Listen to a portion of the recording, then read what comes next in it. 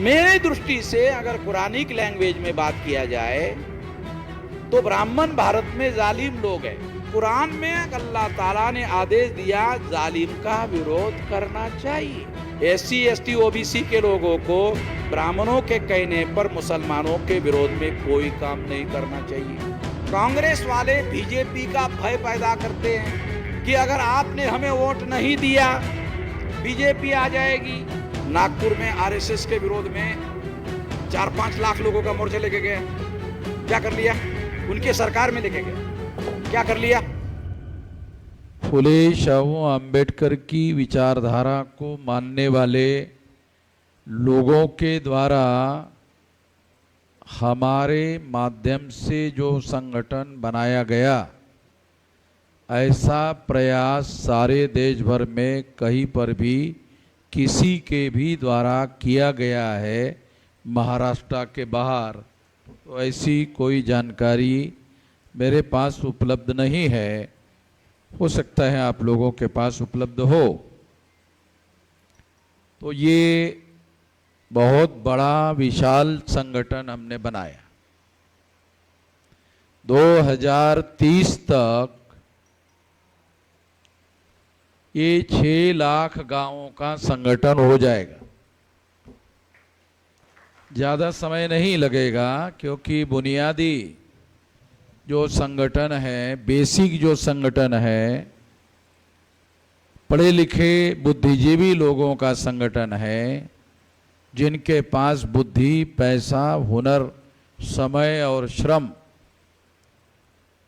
जो किसी भी आंदोलन को चलाने के लिए, बनाने के लिए, फैलाने के लिए ये जो साधन लगते हैं, ये साधन आज इन लोगों के पास उपलब्ध है।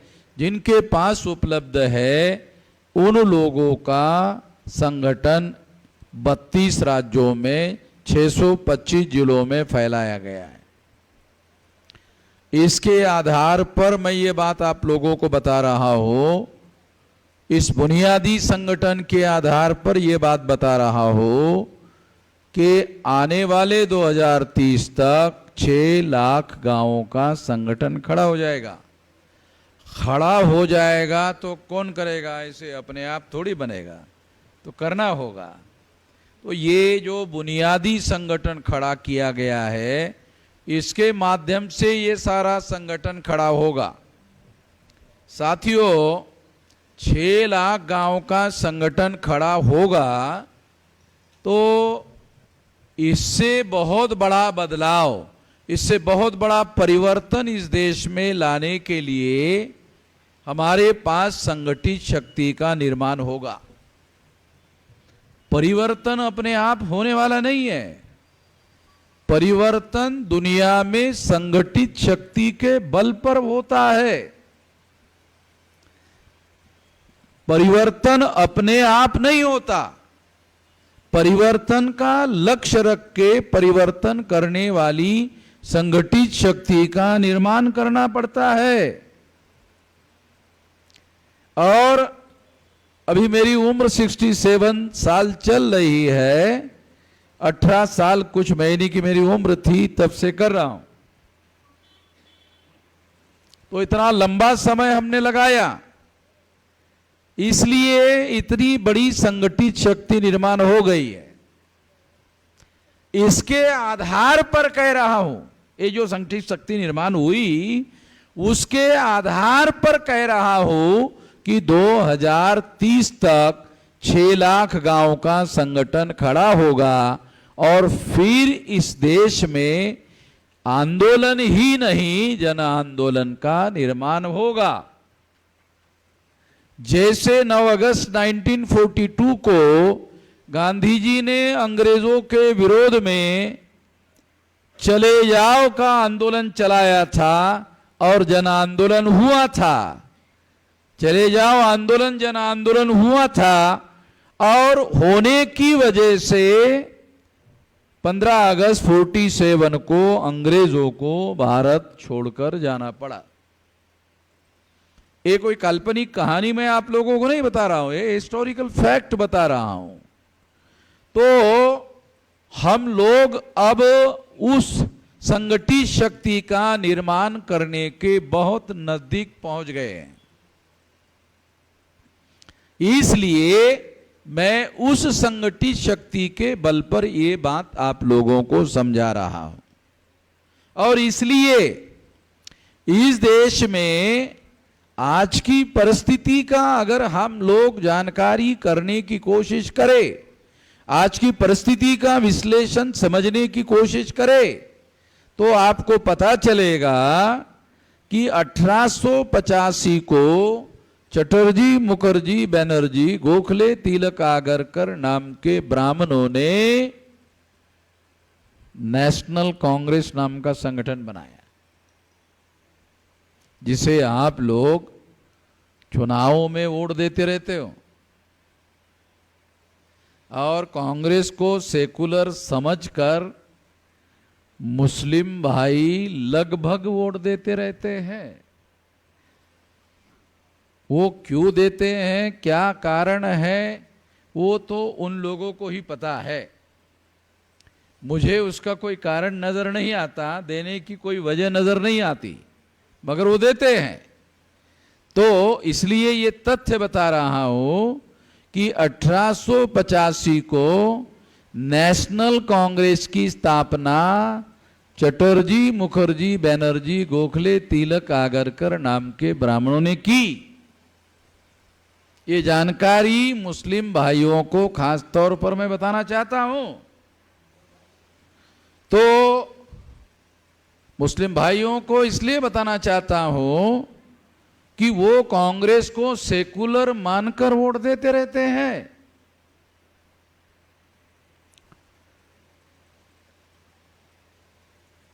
मैं मुसलमानों को ये पूछना चाहता हूं कि उदगीर में आप मुझे ऐसा ब्राह्मण ला कर दीजिए जिसके गले में जनेऊ नहीं है।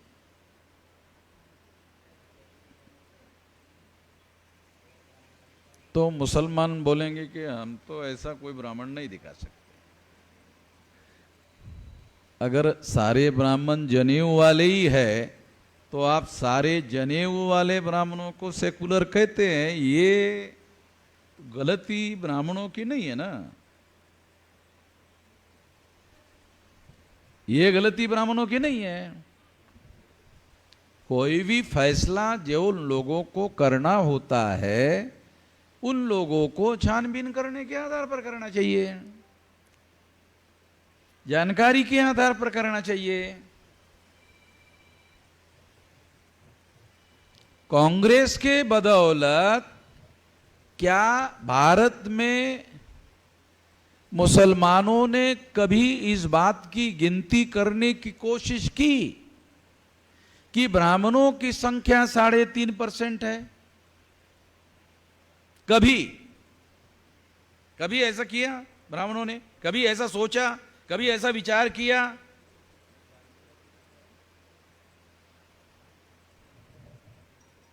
मुझे तो ऐसा कोई आदमी नहीं मिला। मेरे बहुत सारे बुद्धिमान मुस्लिम भाई मेरे साथ मित्र हैं, बहुत सारे जानकार लोग हैं। मुस्लिम ऐसा क्यों नहीं कर पाए? क्योंकि वो आरएसएस ब्राह्मणों की जो थ्योरी है उस थ्योरी में विचार करते हैं। वो थ्योरी क्या है? हिंदू मुसलमान, हिंदू मुसलमान, हिंदू मुसलमान, इस थ्योरी में बात करते हैं। ये आरएसएस के लोग जो हिंदू मुसलमान की थ्योरी प्रचार में लाई हुई है, वो उसी थ्योरी के फ्रेमवर्क में सोचते हैं। जो मुसलमान नहीं है वो सारे हिंदू है।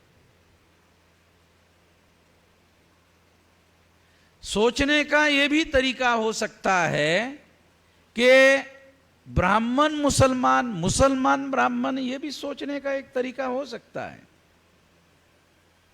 बुद्धिमान जो लोग होते हैं वो इस तरीके से भी सोच विचार कर सकते हैं। जब वो ऐसा विचार करेंगे तो उनको एक बात समझ में आएगी कि मुसलमानों की संख्या 15% है और ब्राह्मणों की संख्या 3.5% है। तो 3.5% ब्राह्मण 15% मुसलमानों को डराते क्यों है, और मुसलमान डरते क्यों है? 3.5% वोट के आधार पर क्या कोई ब्राह्मण गांव का पंच चुनवा सकता है? तो कोई भी साधारण बुद्धि का आदमी कहेगा कि इस गांव में 3.5% से कैसे चुनवा सकता है? तो 3.5% वोट के आधार पर ब्राह्मण ग्राम पंचायत का पंच नहीं चुनवा सकता, तो सरपंच कैसे बना सकता है? जब पंच ही नहीं चुनवा सकता तो सरपंच नहीं बना सकता।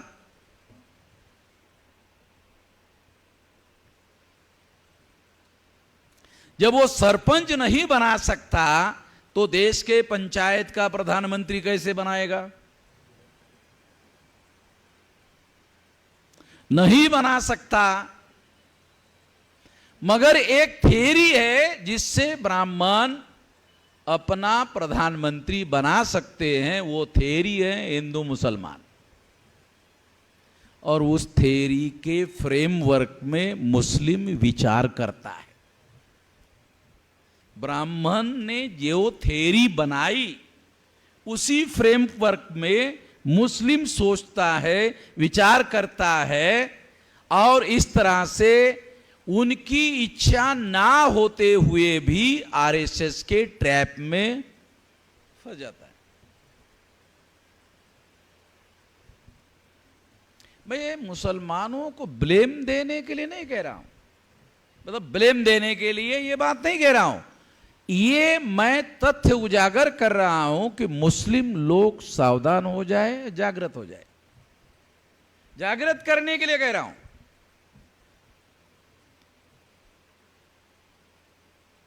और दूसरा सिद्धांत क्या है सोचने का? भारत के संविधान ने शेड्यूल कास्ट को शेड्यूल कास्ट के तौर पर मान्यता दी, शेड्यूल ट्राइब को शेड्यूल ट्राइब के तौर पर मान्यता दी, ओबीसी को ओबीसी के तौर पर मान्यता दी संविधान ने। इनकी संख्या होती है 74.5%, जिसे मुस्लिम हिंदू कहते हैं। ब्राह्मण उनको हिंदू कम कहते हैं, मुसलमान उनको हिंदू ज्यादा कहते हैं। ऐसा कहने से मैंने कुछ मुसलमानों को पूछा कि एससी एसटी ओबीसी के लोगों को आप हिंदू कहते हो, आपको क्या फायदा होता है? कुछ बता सकते हैं क्या? एससी एसटी ओबीसी को हिंदू कहने से आपको क्या फायदा होता है, बता सकते क्या है? तो उन्होंने कहा कि ये सवाल ही पहली बार हमारे सामने उठाया गया, ऐसा सवाल ही कभी किसी ने नहीं पूछा। ये क्या फायदा हो सकता है आपको? मैं जरूर कह सकता हूं कि एससी एसटी ओबीसी को एससी एसटी ओबीसी के नाम पर अधिकार मिले हैं। अगर उनको एससी को एससी, एसटी को एसटी, ओबीसी को ओबीसी कहने से उनको संख्या के अनुपात में अधिकार मिलता है तो फायदा होता है। एससी एसटी ओबीसी को एससी एसटी ओबीसी कहने मानने से उनको अधिकार मिलते हैं।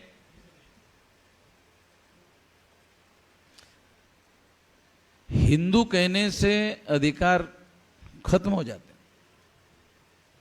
कितने मुस्लिम ऐसा मानते हैं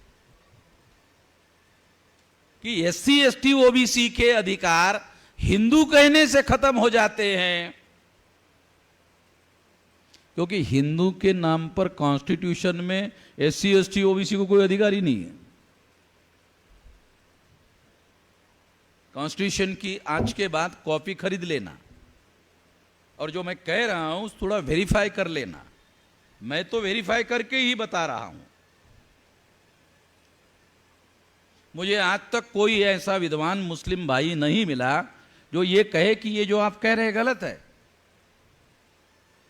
मैं आप लोगों में से जो भी मुस्लिम भाई है उन लोगों को अनुरोध करूंगा कि ये जो कह रहा हूं कॉन्स्टिट्यूशन में हिंदू के नाम पर एससी एसटी ओबीसी को अधिकार मिला है कि एससी एसटी ओबीसी के नाम पर उनको अधिकार मिला है, जरा छानबीन कर लो तो आपको पता चलेगा कि ये SC ST OBC के लोगों को SC ST OBC के नाम पर अधिकार मिला है। मगर जब आप SC ST OBC को हिंदू कहते हैं तो 3.5% ब्राह्मण बहुसंख्यांक हो जाते हैं। जिनको राजनीति का ABCD समझ में आता है, मुस्लिम भाई राजनीति के बारे में बहुत विजिलेंट है, बहुत सतर्क रहते हैं। मैं उन लोगों को खास तौर पर बता रहा हूं, खास तौर पर यह बात समझा रहा हूं। ये बातें कोई भी समझाने वाला नहीं है मुसलमानों में, और गैर मुसलमानों में मेरे अलावा कोई समझाने वाला नहीं है। उनको ही समझ में नहीं आता तो वो क्या समझाएंगे।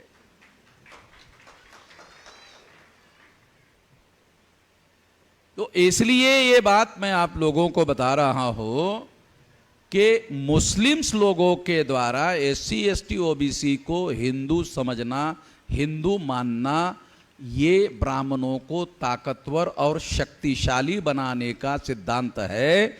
इससे ब्राह्मण ताकतवर होते हैं, और जितना ब्राह्मण ताकतवर होगा उतना मुसलमान इनसिक्योर होता है, असुरक्षित होता है। ब्राह्मण जितना ताकतवर होगा उतना फसाद बढ़ेंगे। जब फसाद होता है तो आप बस्तियों में जाओ, छानबीन करो, तो जो कल तक अपने आप को SC ST OBC कहता था वो फसाद के दूसरे दिन हिंदू हो जाता है। इसका मतलब है फसाद हिंदू बनाने का कार्यक्रम है। कितने मुसलमानों को यह बात समझ में आती है कि फसाद हिंदू बनाने का RSS का, ब्राह्मणों का राष्ट्रीय कार्यक्रम है। कभी किसी मुसलमानों को इस बात की कोई जानकारी है? कोई ऐसे व्यक्ति का नाम, ब्राह्मण का नाम आप बता सकते हैं जो हिंदू धर्म के श्रेष्ठ सिद्धांतों का प्रचार करता हो? ऐसे किसी ब्राह्मण का नाम पता है कि हिंदू धर्म के ये श्रेष्ठ सिद्धांत है? हिंदू धर्म का एक भी श्रेष्ठ सिद्धांत नहीं है। वर्ण व्यवस्था लोगों को विभाजन करने का सिद्धांत है 4 टुकड़ों में। जाति व्यवस्था 6000 टुकड़ों में विभाजित करने का सिद्धांत है। अस्पृश्यता छूत और अछूत में विभाजित करने का सिद्धांत है।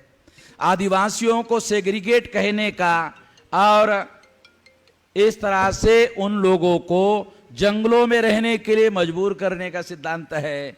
शूद्रत्व पिछड़े वर्ग पर, OBC पर थोपने का सिद्धांत है।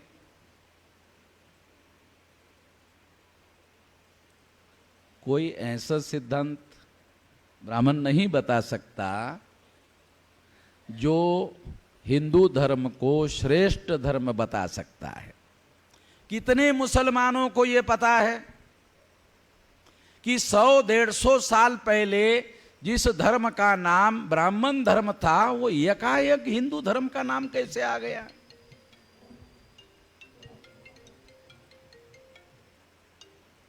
है किसी मुसलमान को पता है कि 150 साल पहले, अंग्रेजों के आने के पहले या मुसलमानों के भारत में आगमन के पहले, क्या किसी व्यक्ति को इस बात की जानकारी है मुस्लिम भाइयों को कि मुसलमानों के आगमन के पहले क्या भारत के लिटरेचर में हिंदू शब्द दिखा सकता है कोई? चुनौती देकर कहता हूं मुसलमानों के विद्वानों को और तमाम लोगों को, मुसलमानों का भारत में आगमन होने के पहले हिंदू शब्द भारत के लिटरेचर में अवेलेबल है, कोई दिखा दे मुझे। इसका दूसरा अर्थ क्या है? इसका दूसरा अर्थ है मुसलमानों के भारत में आगमन के बाद हिंदू शब्द आया है और मुसलमानों ने हिंदू शब्द दिया हुआ है। दयानंद सरस्वती का नाम सुना? ब्राह्मणों का बहुत बड़ा धार्मिक लीडर गुजरात का, जिसकी 200 सालाना शताब्दी मनाने का काम मोदी ने किया। इसी वजह से वो क्या कहता है, दयानंद सरस्वती क्या कहता है? हिंदू मुसलमान की दी हुई गाली है।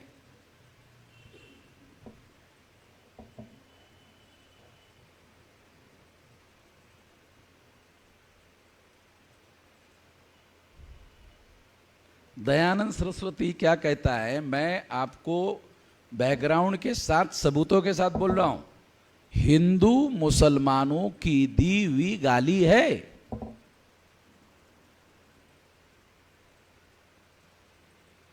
मगर कुछ लोग, कुछ ब्राह्मण लोग दयानंद सरस्वती कहते, वो भी ब्राह्मणों के बहुत बड़े, दिनों ने 200 साल का कार्यक्रम किया, मोदी ने किया, इसका मतलब वो उनका बड़ा लीडर रहा होगा तभी तो किया।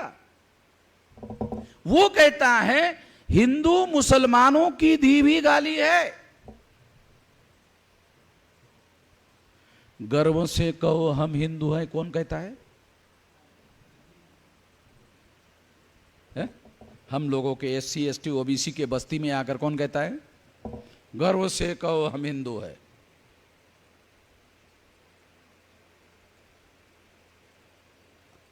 ये सोचने वाली बातें हैं, विचार करने वाली बातें हैं। दयानंद सरस्वती, उसके पहले ब्राह्मणों का कोई बड़ा लीडर दिखाई नहीं देता, इसलिए सबसे पहला बड़ा लीडर का नाम बता रहा हूं।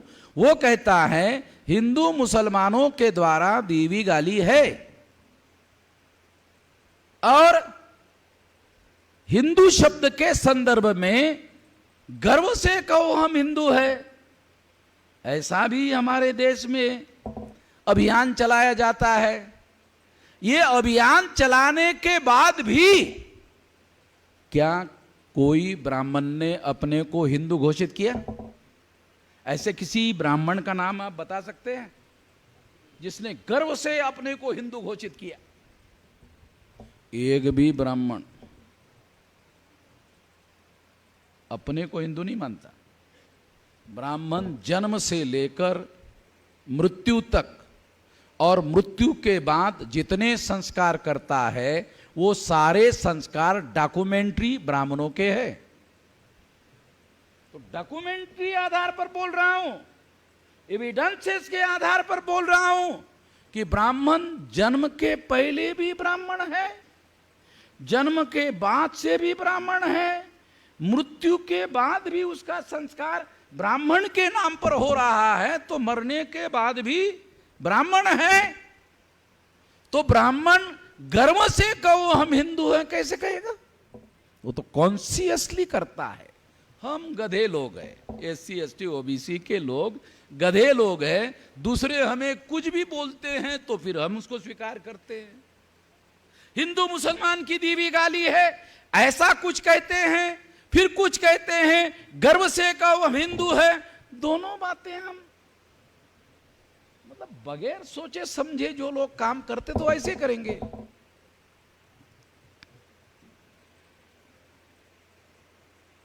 साथियों, अगर हर 21 साल के व्यक्ति को एडल्ट फ्रेंचाइज बाबा साहब आंबेडकर ने संविधान में लागू नहीं किया होता,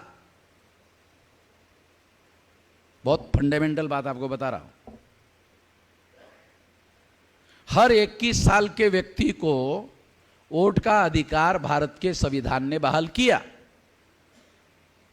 और तब से हम लोगों की पूछ बढ़ी, हम लोगों की SC ST OBC के लोगों की पूछ बढ़ी, क्योंकि बाबा साहब आंबेडकर ने पूछ लगाई, समझ रहे? आप सोचते होंगे अरे ये तो हम लोगों को जानवर बनाने की बात कर रहा है। बाबा साहब आंबेडकर ने भारत के संविधान में हर 21 साल के व्यक्ति को irrespective of caste, creed, religion, place of birth, किसी बात को ना मानते हुए सभी 21 साल के व्यक्ति को वोट का अधिकार बहाल हुआ, और वोट का अधिकार बहाल होने के बाद फिर हमको पूछ लग गई, फिर हम लोगों को पूछ लग गई, और फिर ब्राह्मणों ने कहा, अरे कांबळे, ते आमचे पूर्वज नालायक होते, या बसा, हे आमच्या, अरे पाणी आणा, त्यांना घड्यामध्ये, त्यांना आपल्या चांगल्या ग्लासामध्ये धुवून जरा कांबळेंना जरा पाणी पाजा. या ठिकाणी बरेच कांबळे असतील, त्यामुळे काही कांबळेंना ती गोष्ट वाईट वाटेल, पण तू कांबळे शब्द वापरल्याने तो खऱ्या अर्थाने महाराष्ट्राचा भूमिपुत्र आहे. आणि कांबळे म्हटलं की कोण आहे साऱ्या महाराष्ट्राला कळते. म्हणून त्याचं डिफेमेशन किंवा बदनामी करण्यासाठी नाही, कळावं. मला जे काही पॉइंट ऑफ व्ह्यू सांगायचं आहे, जे समजावून सांगायचं आहे, मी काही भाषण करत नाही आहे, मी काही बेसिक बाबी तुम्हाला समजावून सांगण्याचा प्रयत्न करत आहे की आमच्या लोकांना 21 वर्ष वयावरील प्रत्येक व्यक्तीला जेव्हा मतदानाचा अधिकार मिळाला तेव्हापासून आम्हाला या देशात विचारणं सुरू झालं. नाहीतर कुत्र्यांना जरूर विचारलं जायचं, परंतु आम्हा लोकांना, खास करून SC ST OBCच्या लोकांना विचारलं जायचं नाही. पण ह्या कॉन्स्टिट्यूशनच्या प्रत्येक 21 वर्ष वयावरील व्यक्तीला मतदानाचा अधिकार मिळाला. मतदानाच्या अधिकारामध्ये 2 अधिकार सामील आहेत.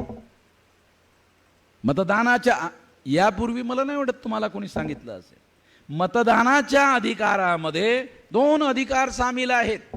एक शासक निवडणे, एक शासक बनणे, 2 आहेत. आजपर्यंत बहुसंख्य SC ST OBCचे जे लोक आहेत त्यांनी शासक निवडण्यासाठीच फक्त याचा वापर केला. आणि त्यांची समजूत काय आहे SC ST OBCच्या लोकांची, तर बाबासाहेब आंबेडकर असं म्हणतात, शासक बनणे आमचं काम नाही आहे.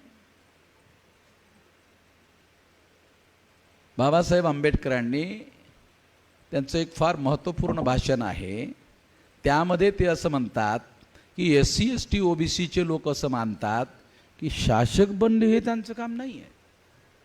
मग शासक बनणे हे त्यांचं काम नाही आहे म्हणून मग त्यांनी या मतदानाच्या अधिकाराचा उपयोग दुसऱ्याला शासक निवडण्यासाठी केला.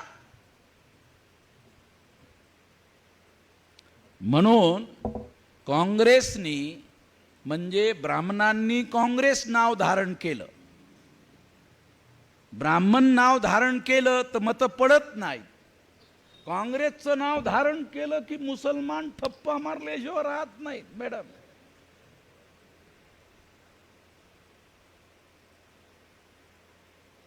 कारण काँग्रेस सेक्युलर आहे, ब्राह्मण कदाचित नसेल, पण काँग्रेस सेक्युलर आहे.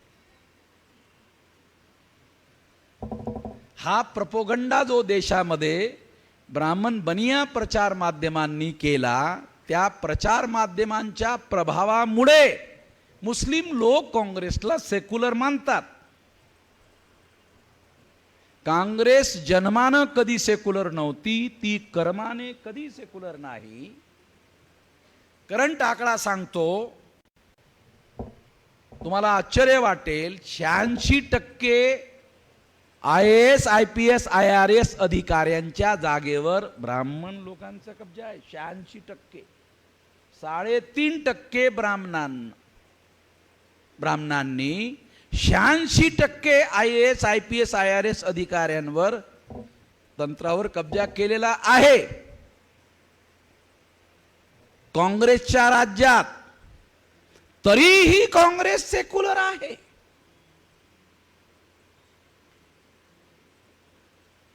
समजलं? बोला ना. तरी 3.5% ब्राह्मणांमधून 86% ब्राह्मण IAS IPS IRS अधिकाऱ्यांमधून निवडण्यासाठी काँग्रेसनी सर्व प्रकारची मदत केली.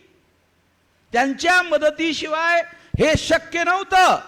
इक्वेलिटी बिफोर लॉचा कायदा भारतीय घटनेमध्ये लागू झाल्यानंतर 86% ब्राह्मण IAS, IPS, IRS अधिकाऱ्यांच्या संख्येमध्ये का येतात असा प्रश्न कधीच काँग्रेसच्या नेत्यांना पडला नाही.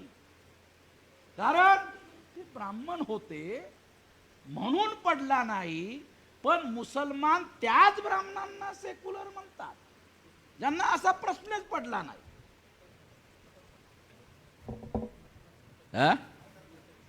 माहित आहे, माझा आवाज बगर माईकने सुद्धा जाते, कल्पना है मला.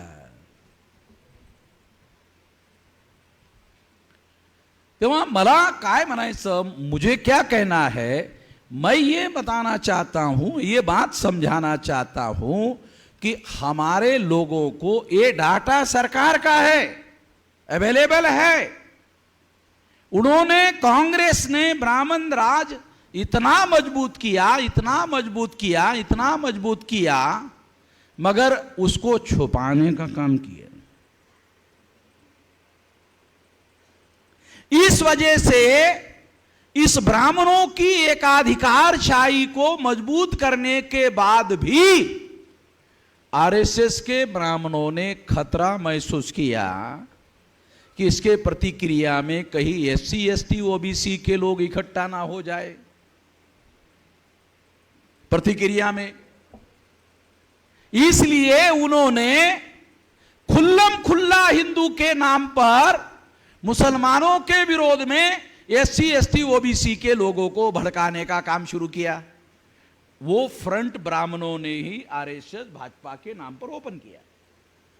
जिस ब्राह्मणों ने कांग्रेस के नाम पर सेकुलर फ्रंट ओपन किया, उन्हीं ब्राह्मणों ने कहीं SC, ST, OBC की कोई स्वतंत्र ताकत और संगठित शक्ति निर्माण ना हो, इसके लिए उन्होंने दूसरी ब्राह्मणों की शक्ति खड़ी की और इंश्योर किया कि 100% सत्ता ब्राह्मणों के ही नियंत्रण में होनी चाहिए.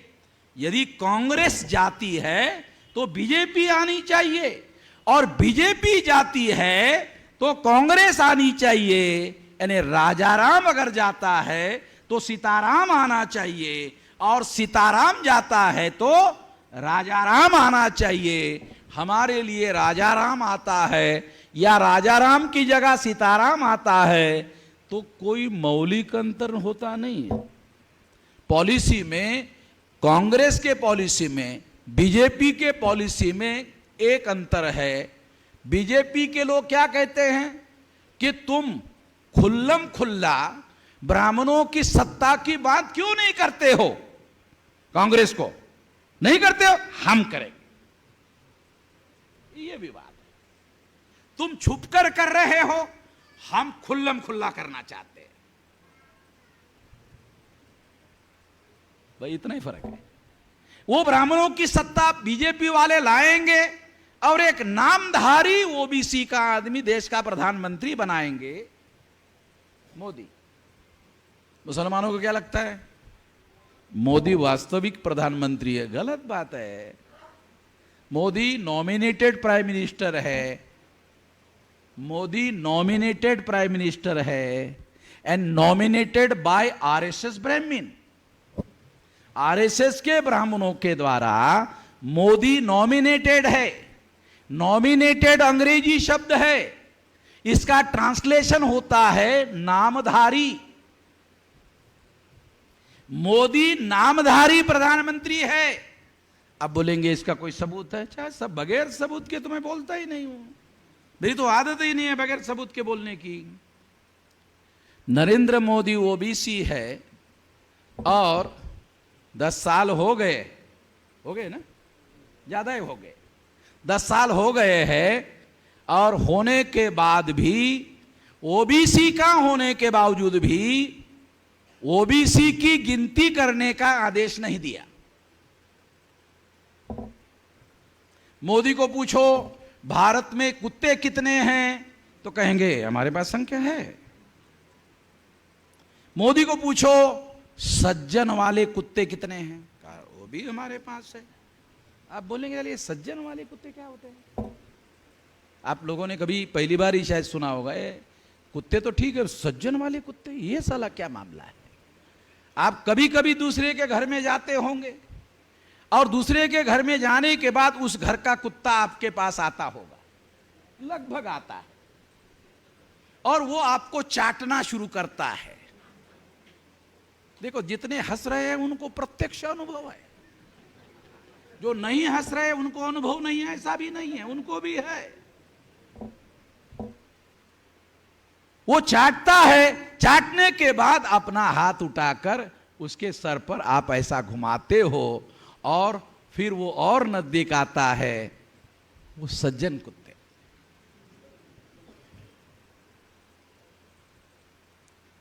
तो कुत्तों की बहुत सारी वैरायटी है। तो अगर मोदी को पूछो तो मोदी के पास सारा डाटा है, मगर मोदी को पूछो ओबीसी की संख्या कितनी है, कहा नहीं, ये नहीं है, ये नहीं। क्यों नहीं है? कि नहीं, ये जरूरी नहीं है। क्यों जरूरी नहीं? वो हिंदू है। वो क्या है? वो हिंदू है। अब हिंदू के नाम पर पहले भी ओबीसी को अधिकार नहीं मिले और आगे भी मिलने वाले नहीं है। ओबीसी को जितने अधिकार मिले वो ओबीसी के नाम पर मिले। ओबीसी को हिंदू के नाम पर कोई अधिकार नहीं मिले। तो मैं मुसलमानों को अनुरोध करना चाहूंगा कि अगर आप हमको गाली एससी एसटी ओबीसी को देना चाहते हो तो हिंदू कहो। मुसलमानों को अनुरोध करना चाहता हूं कि आप आज से आगे अगर हम लोगों को एससी एसटी ओबीसी को गाली देना चाहते हो तो हिंदू कहो। तो निश्चित रूप से समझदार मुसलमान हमको गाली तो नहीं देना चाहेगा, हा? तो मैं इसीलिए थोड़ा हार्श लैंग्वेज में बोल रहा हूं कि आप हमको कुछ भी कह सकते हो मगर हिंदू मत कहना। हिंदू कहने से क्या मुसलमानों को पता है आरएसएस की मदद होती है? ये नहीं लगता मुसलमानों को इसकी जानकारी है। एससी एसटी ओबीसी को हिंदू कहने से मुसलमानों को कहना चाहता हूं आरएसएस की मदद होती है। आरएसएस की कोई भी ईमानदार मुसलमान मदद नहीं करना चाहेगा। ईमान शब्द जो है ये भारतीय नहीं है, ये कुरानिक है। ईमान शब्द जो है ये कुरानिक है। ईमान से ईमानदार शब्द बना। पता नहीं मुसलमानों को जानकारी है कि नहीं, ये भारतीय भाषा का शब्द नहीं है, ये अरेबिक भाषा का शब्द है। ईमान से ईमानदारी शब्द बना। तो ईमान जो है एक कुरानिक शब्द है, कुरान में आया हुआ है। सबसे पहले दुनिया में ईमान शब्द कुरान में आया हुआ है।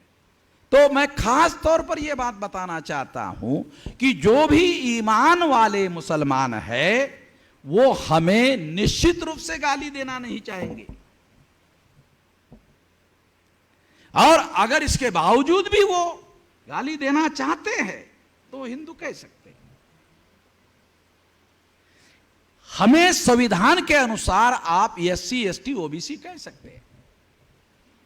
एससी एसटी ओबीसी आपका मददगार हो सकता है, आपका मित्र हो सकता है, आपका साथी हो सकता है।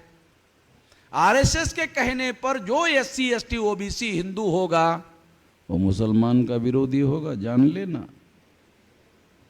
जो आरएसएस के कहने पर हिंदू हो गया वो मुसलमानों के विरोध में हो सकता है, क्योंकि आरएसएस के लोग ही हिंदू बनाने के काम में लगे हुए हैं। और कोई भी ब्राह्मण किसी एससी एसटी ओबीसी को हिंदू शब्द की श्रेष्ठता आज तक सिद्ध नहीं कर पाया। इसलिए उन्होंने एक तरीका डेवलप किया, वो आपको बताना चाहता हूं। वो जो बहुत भयंकर बात है वो आपको बताना चाहता हूं।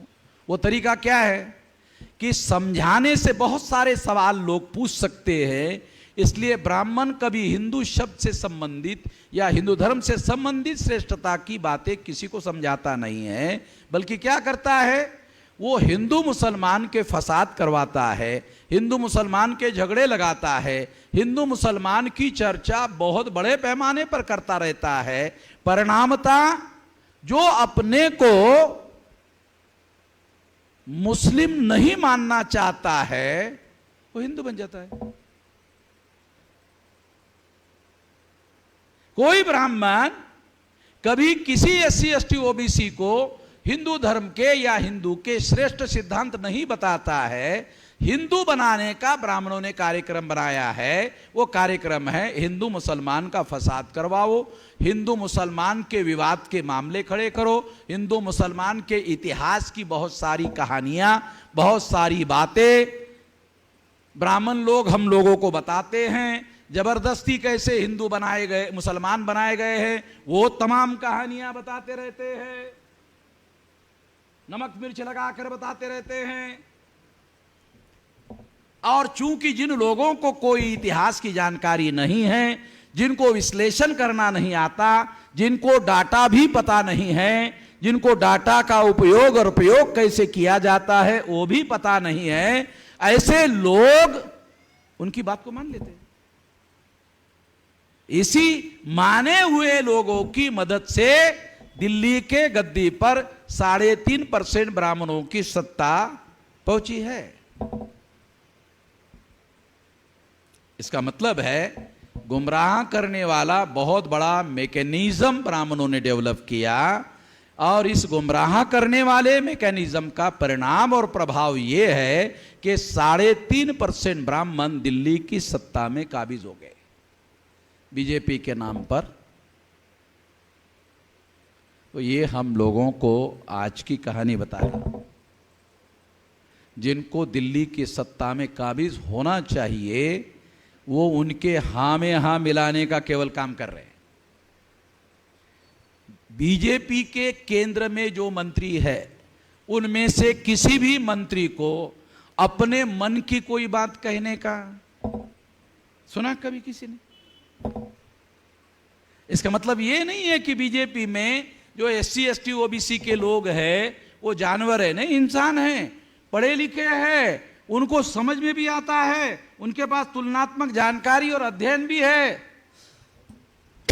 मगर उनको कहा गया जितना चुप रहोगे उतना अगले बार का टिकट पक्का होने की संभावना है। अगले चुनाव में आपका टिकट पक्का हो सकता है। अगर आरएसएस की थ्योरी को प्रमोट करने का काम करोगे तो बीच में ही मंत्रिमंडल का विस्तार भी हो सकता है, और इस विस्तार में आपका नंबर भी लग सकता है। ये सारी बातें चलती रहती है, ऑफ द रिकॉर्ड चलती है, ऑन द रिकॉर्ड चलती है, दोनों तरफ चलती है। रिकॉर्ड में भी चलती है, ऑन द रिकॉर्ड चलती है, ऑफ द रिकॉर्ड चलती है। कुछ लोगों को कान मंत्र दिया जाता है। कान मंत्र तो हमारे लोगों को मालूम है, ब्राह्मण ही कान फूंकते हैं, और कान फूंकने के दौरान तुम गधे हो, तुम्हारा बाप गधा है, तुम्हारा दादा भी गधा था, किसी को बोलना मत, किसी को बोलना मत। क्यों? लोगों को मालूम हो जाएगा। हमारे को समझ में तो आता नहीं है, वो चुप हो जाता है। विद्रोह करना चाहिए, चुप हो जाता है। क्यों? साले बताएंगे तो हम गधे, हमारा बाप गधा, हमारा दादा गधा। तो हमारे लोगों को कान फूकी मालूम है, तो मुसलमानों की तो कान फूकी होती नहीं है। तो साथियों, मैं ये बातें आप लोगों को इसलिए बता रहा हूं कि ये बातें कोई हमारे लोगों को समझाते नहीं है, ये चल रही हुई बातें हैं। आप लोगों के सामने ये सवाल निश्चित रूप से निर्माण होना चाहिए कि 3.5% वाले कांग्रेस वाले और 3.5% वाले ही बीजेपी वाले, कांग्रेस जाती है तो बीजेपी आती है, बीजेपी आती तो कांग्रेस आती जाती है। तो ये जो बातें है, ये संविधान का जो मूल ढांचा है जिसमें हर 21 साल के व्यक्ति को वोट का अधिकार दिया गया, वो वोट के अधिकार का क्या हुआ? 0 हो गया।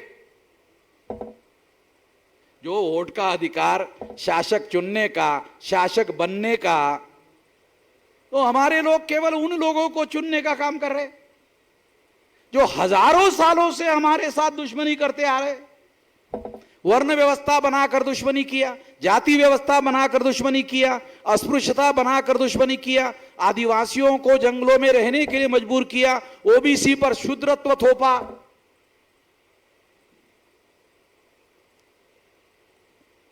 तो इसलिए ये सारी बातें, सारी डॉक्यूमेंट्री है,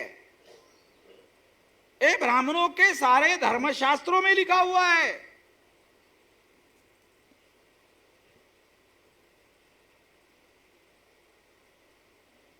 और धर्मशास्त्रों के अनुसार ब्राह्मण अपना काम करते हैं, उसके विरोध में जाकर कोई ब्राह्मण काम नहीं करता है।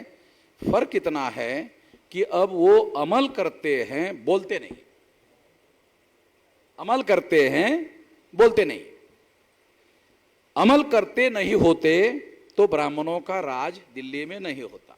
अमल करते हैं इसलिए राज है। अब हम लोगों को क्या करना चाहिए? ये तो हो गया, ये लोग क्या कर रहे हैं, हमारा भी तो कुछ कार्यक्रम होना चाहिए। हमारा कार्यक्रम में पहला काम हमको ये करना चाहिए कि SC ST OBC और माइनॉरिटी लोगों को जगाने का काम करना चाहिए। फिर उसके बाद जोड़ने का काम करना चाहिए। फिर उसके बाद जोड़ने के आधार पर संगठित शक्ति का निर्माण करना चाहिए और संगठित शक्ति का उपयोग और प्रयोग करके परिवर्तन करने का काम करना चाहिए। परिवर्तन से क्या होगा? ये जो ब्राह्मणों ने आपके ऊपर व्यवस्था थोपी है, जिसमें उन्होंने आपको शूद्र बनाया, अछूत बनाया, जंगली बनाया, उससे आपकी निजात हो सकती है। आप मुक्त हो सकते हो, आज़ाद हो सकते हो और भारत के संविधान का बराबरी का, सारे इंसान बराबर है, इस समाज में जमीन पर लागू हो सकते हैं। संविधान ने तो घोषित कर दिया, all citizens are equal. Bharat के संविधान ने 26 जनवरी 1950 को यह घोषित कर दिया, all citizens are equal irrespective of caste, creed, religion, place of birth.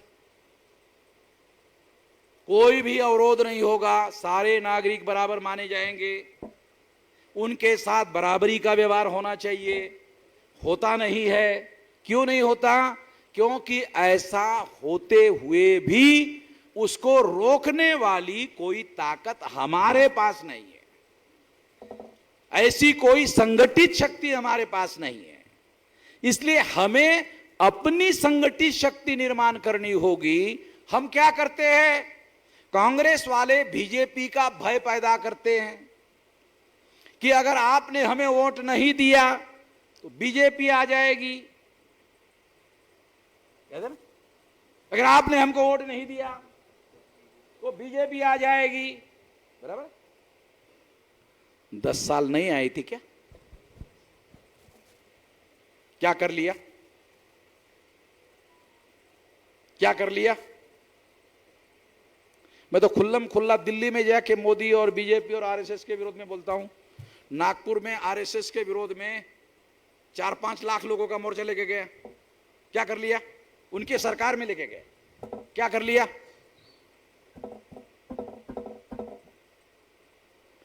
तुम्हारे ऊपर जो डर हावी हो जाता है, मेरे ऊपर क्यों नहीं हावी होता?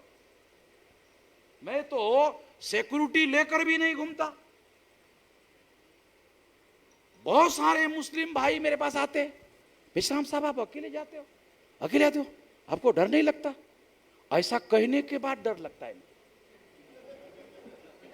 नहीं तो नहीं लगता। उनको डर लगता है, मैं अकेले ही घूम रहे। मैं सारे देश भर में जहां बीजेपी की गवर्नमेंट है वहां भी अकेले ही जाता हूं, अकेले ही घूमता हूं।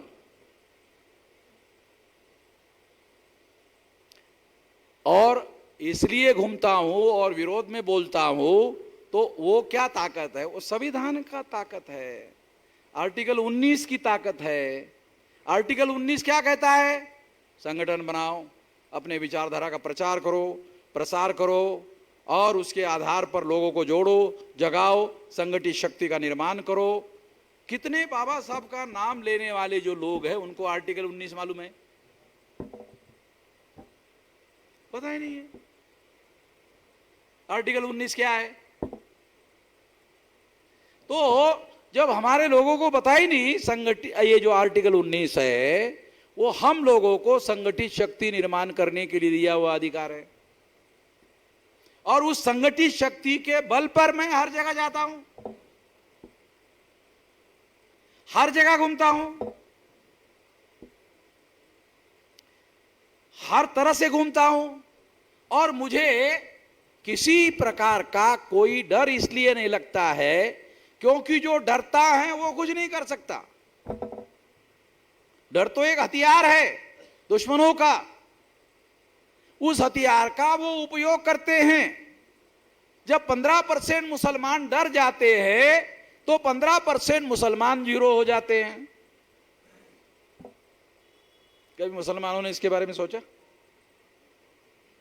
बहुत भयंकर बात बोल रहा हूं। जब आप डर के वोट डालते हो, डर के वोट डालने का और अपने हितों की रक्षा करने के लिए वोट डालने का, दो चीजें अलग अलग है। मुसलमान डर के आधार पर वोट डालता है कि बीजेपी आ जाएगी, बीजेपी आ जाएगी इसलिए बीजेपी को मुझे रोकना होगा। बीजेपी को रोकने के लिए वो दूसरी ब्राह्मणों की संगठना कांग्रेस को वोट देता है। मेरे दृष्टि से अगर कुरानिक लैंग्वेज में बात किया जाए तो ब्राह्मण भारत में जालिम लोग हैं। चाहे बीजेपी का ब्राह्मण हो, चाहे कांग्रेस का ब्राह्मण हो, ब्राह्मण जालिम है। और कुरान में अल्लाह ताला ने आदेश दिया जालिम का विरोध करना चाहिए। बराबर है, बोला ना? जालिम का विरोध करना चाहिए। दूसरा सिद्धांत है मजलूमों का साथ देना चाहिए। गलत है?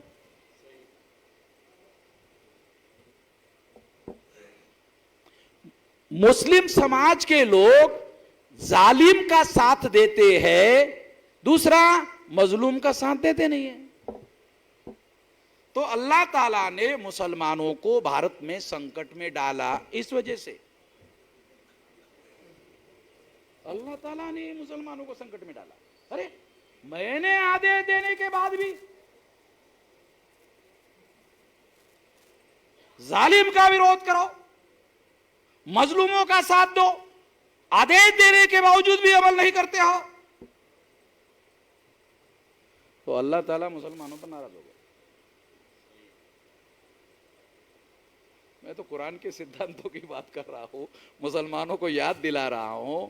अरे भाई, आपका ये फर्ज है, ये काम मुसलमानों को करना चाहिए, ये काम मुसलमान कर नहीं रहे हैं।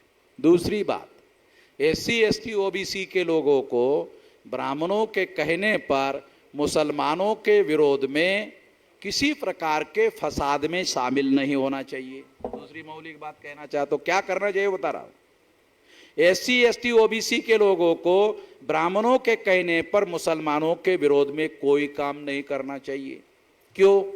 आप जितना ज्यादा मुसलमानों के विरोध में काम करोगे उतना ज्यादा हिंदू बन जाओगे, जितना ज्यादा हिंदू बन जाओगे उतना ज्यादा ब्राह्मण धर्मी हो जाओगे, जितना ज्यादा ब्राह्मण धर्मी हो जाओगे उतना ज्यादा ब्राह्मण मजबूत होगा, जितना ज्यादा ब्राह्मण मजबूत होगा उतना SC ST OBC को रगड़ने का काम करेगा।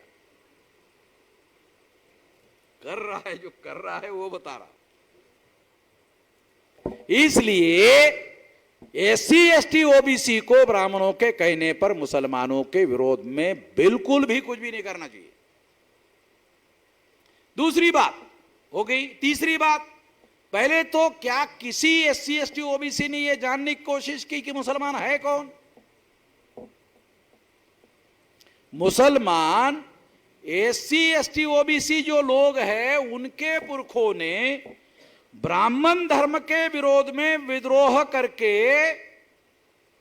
समानता वाला धर्म इस्लाम को स्वीकार किया है।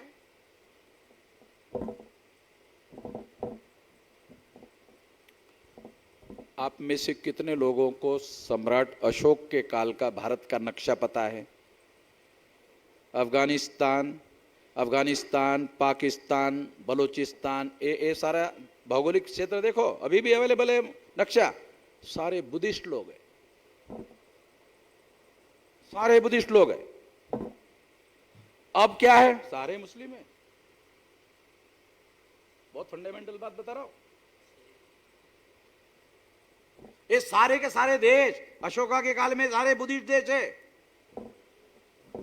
आज सारे मुस्लिम है।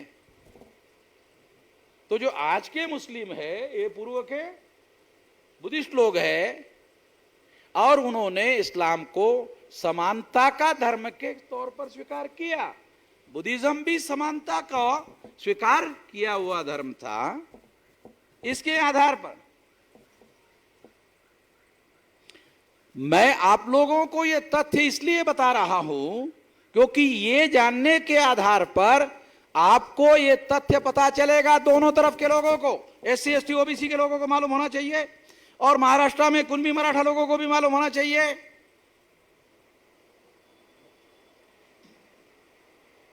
तो ये सारे के सारे जो लोग हैं, ये सारे के सारे लोग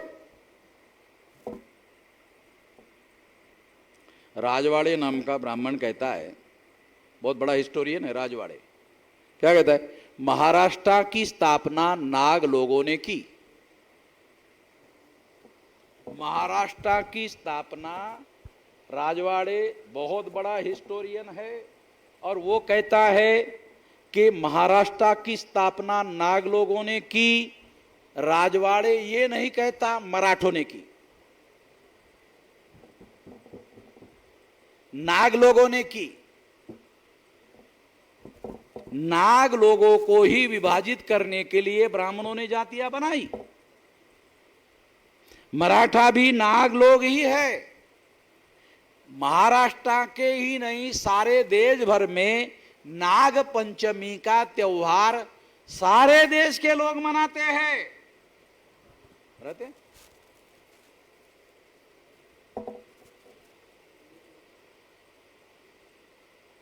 तो ये नाग लोग हैं, मराठा हो, कुणबी हो, सारे ओबीसी हो, सारे ये नाग लोग हैं। और आपको हैरानी होगी सुनकर, इतिहास में नाग लोगों का राज था। मौर्य नाग लोगों का साम्राज्य था। इन नाग लोगों ने बुद्धिज्म को एडॉप्ट किया था, राजाश्रय दिया था। तो महाराष्ट्र में भी ये नाग लोगों ने ही ये सारा स्थापना किया।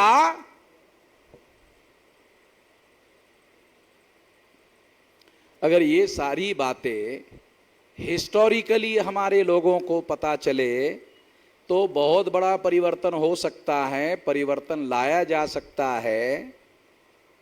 महाराष्ट्र की जो कुल दैवत है पंढरपुर, ये नाग लोगों के द्वारा स्थापित है।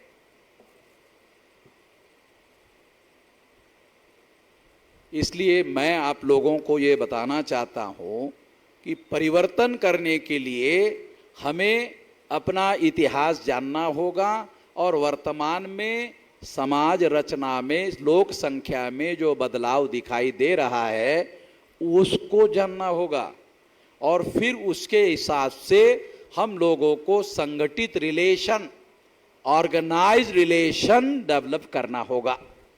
इसलिए मैं आप लोगों को अनुरोध करना चाहूँगा कि ब्राह्मणों के कहने पर मुसलमानों के विरोध में आपको कुछ भी नहीं करना चाहिए, क्योंकि डीएनए के अनुसार मुस्लिम, SC, ST, OBC, Kunbi, Maratha लोगों के डीएनए के भाई है।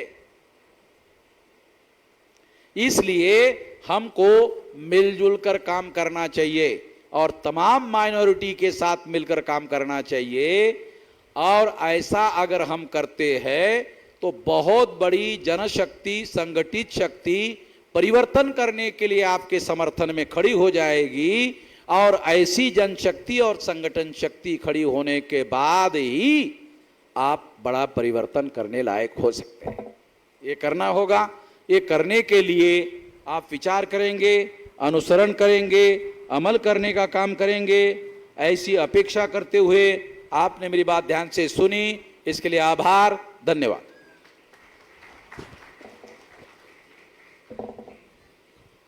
धन्यवाद सर। भारत मुक्ती मोर्चाचा मेश्राम साहेबांचा